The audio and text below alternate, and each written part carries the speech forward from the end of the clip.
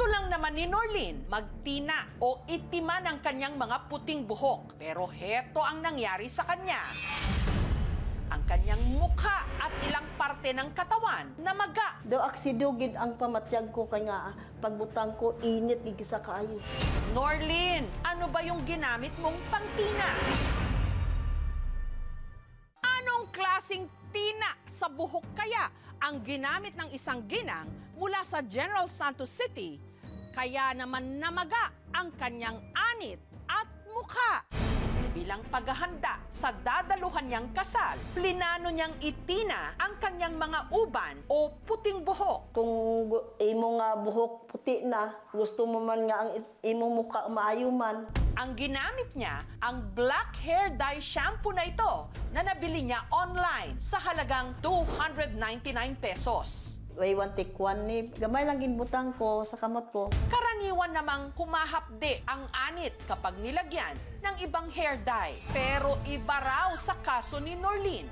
Amo to nabatyagan ko doon, mainit, lain gid sang kanya. Tapos ang ulo ko nagdaramol, ang ulo ko may sungay. Dili may kapal sa liog ko, may kapal man sa kilis ng talinga ko. Kaya agad daw niyang binanlawan ang kanyang buhok at tinutukan ng electric fan. Pero pati mata ni Norlin namula na. Yung ulo niya daw at saka yung mata niya parang nangamamangga ba? Hanggang namaga ang kanyang mukha, namula ang kanyang leeg, kamay, pati na ang kanyang dibdib. Tabangi ko ay pangdo, hindi ko kaginhawa. Dahil wala siyang pera, inabot pa raw ng 3 araw bago siya nakapagpa-check up. Do aksidugid ang pamatyag ko kay nga pagbutang ko init igi sa kaayo.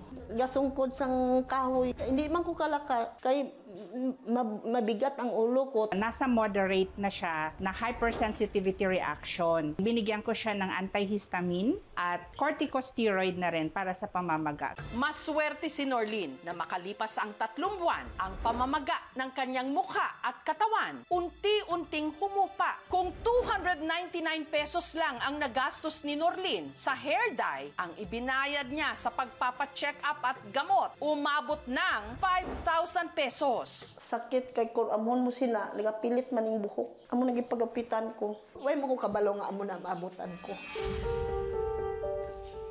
Pero ako katulog ng luha ko.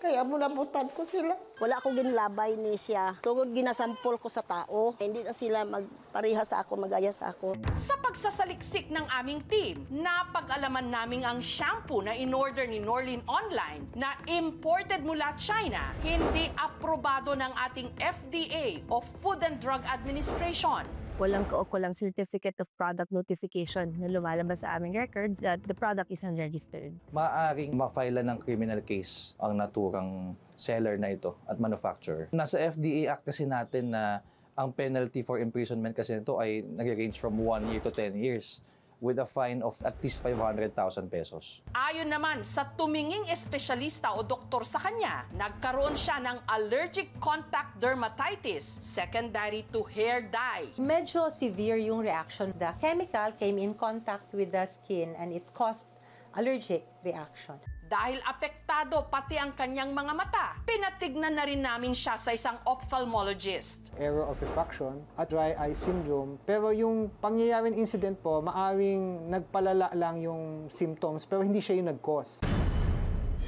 Ang chemical na posible raw nagdulot ng allergic reaction kay Norlin, tinatawag na PPDA o paraphenylenediamine. Generally, hindi naman siya harmful. So there are some patients may allergy talaga sa hair dye, specifically to this components. Para matukoy kung may iba pang delikadong kemikal na nakalagay sa hair dye, ipinasuri ito ng aming team sa isang laboratorio. Ang resulta ng laboratory test, isinangguni ng aming team sa FDA o sa Food and Drug Administration. Sa result po na yun, nakita naman na walang harmful chemicals dun sa nagamit na shampoo. Masasabi namin yung isolated case na yun, it might be that the victim or the consumer has some allergic reactions dun sa ibang chemical na nakahalo dito sa shampoos. The fact na unregistered siya, hindi tayo nakasiguro dun sa quality and safety ng mga ginamit na ingredients. Sinubukang makipag-ugnayan ng aming team sa seller na pinagbilhan ni Norlin sa shampoo, pero hindi sila tumugon sa aming request. Nakipag-ugnayan din kami sa manufacturer ng produkto na nasa China, pero hindi sila sumagot sa aming mensahe. Walang masama sa paggamit ng hair dye.